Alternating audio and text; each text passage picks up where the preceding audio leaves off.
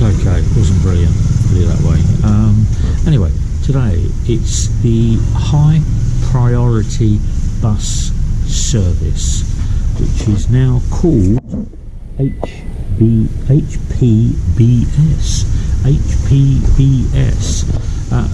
And yesterday, it was the 18th of March. There was an announcement in the Mindanao News.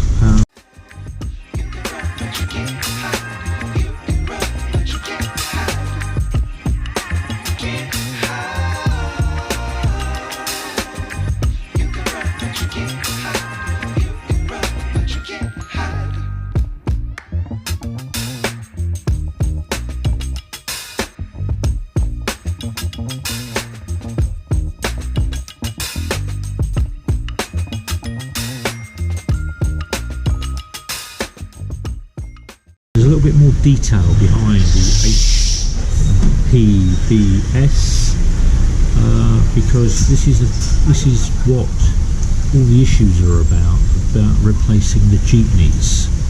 So to start with, let's catch up with the jeepneys, shall we?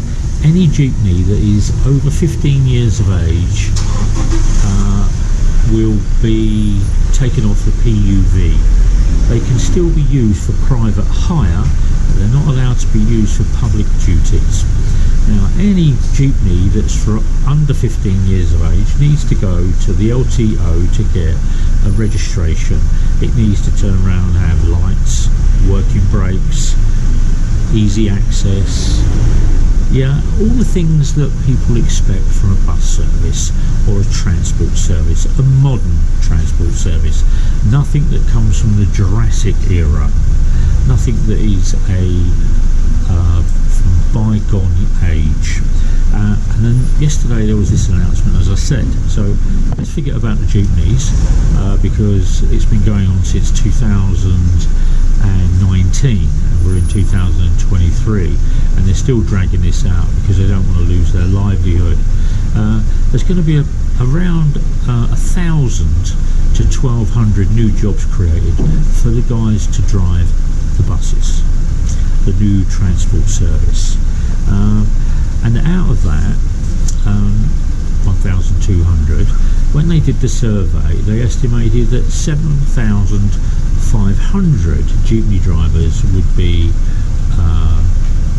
out of work because they hadn't modernised their jeepneys, or they hadn't modernised their transport, or they hadn't protected or future-proofed their livelihood, and they just wanted to keep driving around in these obsolete, clapped-out pieces of junk, shall we say? Yeah. Now, moving on, this thing called the HPBS will be broken down into 4 areas. This is what I've been told, and it's what I've read. So Metro Bus will turn around and control 29 routes around the Davao area, and that will be bringing people in and taking people out around the city. Okay, so there will be 29 routes that these new buses will be assigned to. And they will be modern. They will be what you've seen in the press. They'll have their brakes, they'll have lights, they'll have train drivers, they'll have AC, they'll have internet. They'll be clean and tidy. You won't have to worry about getting wet when you're in the jeepney or falling out the back of this thing. They'll have doors on the side that electronically open and stuff like that. So that's called the Metro Bus. Then there is what they call the Davao Inter, and that's the smaller routes that are on the peripheral of Davao that will turn around and come into the city, and there's 8 routes. They will bring people in to the heart of the city, and then there's what's known as a Davao feeder, and there's 9 routes of those Davao feeders. So the Davao feeder will then turn around and bring people further into the city to turn around and give you these updated modern transport system. And then there is what's called the Davao Local, and these are buses that will be outside of the city that the big metro buses won't go to, so places like Kapatian or Ulas or Buhanging will turn around in those remote areas, will use the Davao local. You'd get on that and it will take you down to the next depot or the next stop, which is the feeder stop. Then it will turn around and bring you down to the interstop, and then that will turn around and take you into the city. So the metro is the bigger circle, then you've got the inter, which sits underneath it, which filters down from the metro. Then you turn around and you've got the feeder, which will be from the stops that these other buses have in the city. So that could be down at Ecoland, that might be down at JP L'Oreal, that might turn around and be down at Jeepney, that might be up at Milan, that might actually be over the Mintal, that might be out at Taril.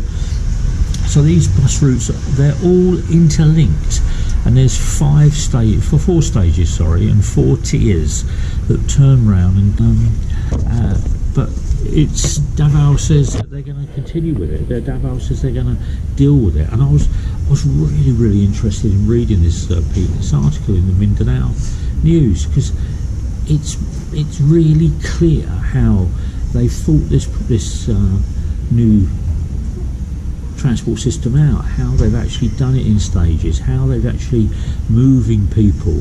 So if you've actually got 7,000 jeepneys or PUVs or vans or whatever it is going to come off the road, that's a lot of transport and a lot of pollution that's going to be saved when you're going to a modern jeepney, a modern style transport system, which will make Davao a cleaner, better, safer place to turn around and be. And reading from what there, you've got 29 routes coming into Davao. You've got these inter-systems, you've got the feeder systems, you've got the local systems, and they've all got 10 routes coming in from these different areas. So if you turn around and say you've got an inter-route, that'll be an inter-route from over Ecoland side, or over Pampanga, or over at Sasa, and they will be feeding in with modern jeepneys or modern buses or modern transport or modern PUVs into the downtown area of Davao. And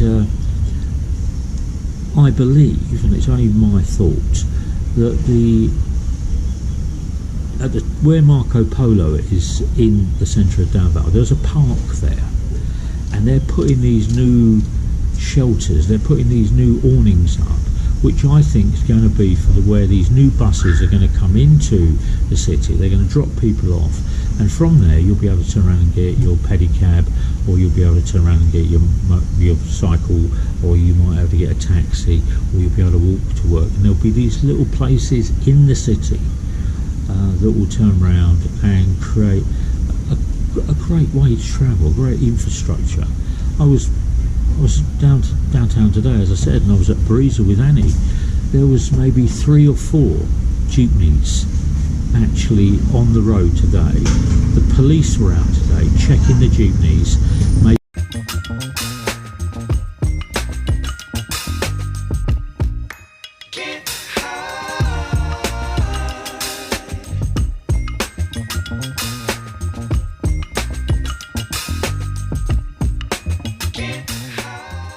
Is going to ramp itself up, and the fines are going to ramp themselves up to these vehicles that are over 15 years old, that can't produce the VIN number on their engine, or they don't have the documentation, or they don't have the right road certificate from the LTO. Lots of noise, and I think it's only me, you've got to understand this is only me. I'm reading this in the Mindanao News and I'm thinking, this is all good. It's going to have a dedicated transport system in Davao that works. When you get further out, it's down to those local communities in Davao del Sur, Davao del Norte, or Davao Occidental, or Davao del Or. Those areas will turn round and have to comply with their local services or their local info. They'll still have that local service, they'll still have that inter-service, they'll still have that feeder service. That structure will just populate itself out across Davao, across Mindanao, and I think it will benefit the Philippine people. Now, the other article I was reading is that the MDDA in Manila are trialling this motorcycle lane that's in Manila, which I think is a great idea. I think that is a really, really good, positive idea. However, the local police and the local enforcement have turned around and said that within the first 5 days they've pulled over 1,560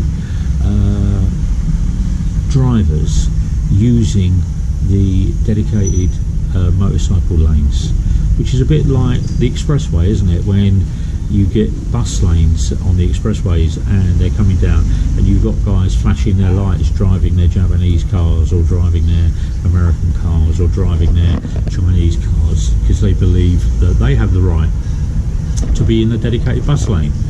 And you can see it on these YouTube channels. You see these guys that are going around Manila doing these articles, and these drivers turn around and think that they've got a God-given right to use that lane, and they got more priority over the other person that's driving a car. Well, no, it's a bus lane. You're not a bus. You need to pay the fine. I think the fine should be really, really, really heavy. You have the fine. Yeah, that means all these people that drive around in these big 3 or 4 million peso tanks will have to pay 3 or 4 million peso, because they can afford to buy a 3 million peso car.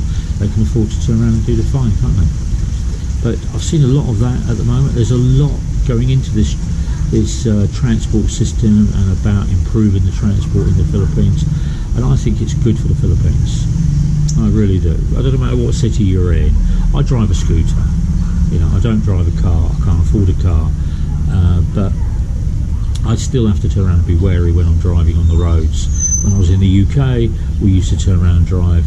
I used to have a car, but you had road fund licence, you had high fuel costs, you had high insurance. If you had an accident, then your insurances went up. Here you can just get by with third-party fire and theft. But I think a good integrated bus service, transport system, and it's the high priority bus service in Davao. I support that. I think that's absolutely the best way to go for the local Filipinos and the local Filipinos, so that they can get their families and they can get their friends safely around the city without breaking the bank. 9 pesos, brand new bus, eco-friendly, Wi-Fi on the bus, clean. You're not dehydrating, you're not passing out, you're not breathing all of that pollutant and that smog. I think it's very, very good. But anyway.